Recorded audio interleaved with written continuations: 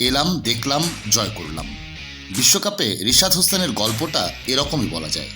বিশ্বমঞ্চে কোনো বিশেষজ্ঞ leg spinner আগে কখনোই খেলেনি বাংলাদেশের হয়ে।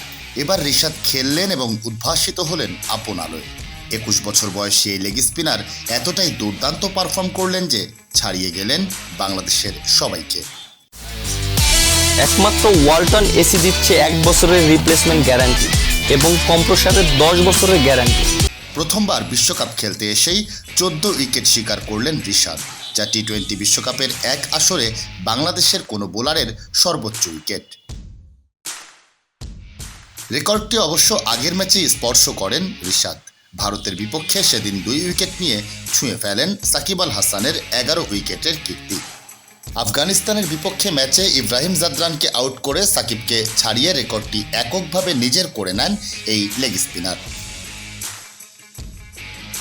পরে তিনি 1 ওভারেই রহমানুল্লাহ গুরবাজ ও গুলবাদিন নাইবকে আউট করে আরও সমৃদ্ধ করেন নিজের অর্জন। গোটা টুর্নামেন্টে 7 ম্যাচ খেলে 25 ওভার বোলিং করে 14 উইকেট রিশাদের। ওভার প্রতি রান দিয়েছেন 7.76। প্রথম বিশ্বকাপ খেলতে এসে এবার আলো ছড়িয়েছেন বাংলাদেশের আরেক তরুণ। শরীফুল ইসলাম ফিট থাকলে যার খেলার সুযোগই হয়তো হতো না, সেই তানজিম হাসান এবার নজর কাড়েন আগ্রাসী বোলিং দিয়ে। আফগানদের বিপক্ষে খরুচে বোলিংয়ে উইকেট শূন্য থাকলেও 11 উইকেট নিয়ে তিনি স্পর্শ করেন সাকিবকে। 21 বছর বয়সী পেসার 7 ম্যাচ খেলে বল করেছেন 24 ওভার, রান দিয়েছেন ওভার প্রতি 6.20। টি-20 বিশ্বকাপের এক আসরে সবচেয়ে বেশি উইকেটের রেকর্ড এতদিন ছিল ওয়ানিন্দু হাসারাঙ্গার একার।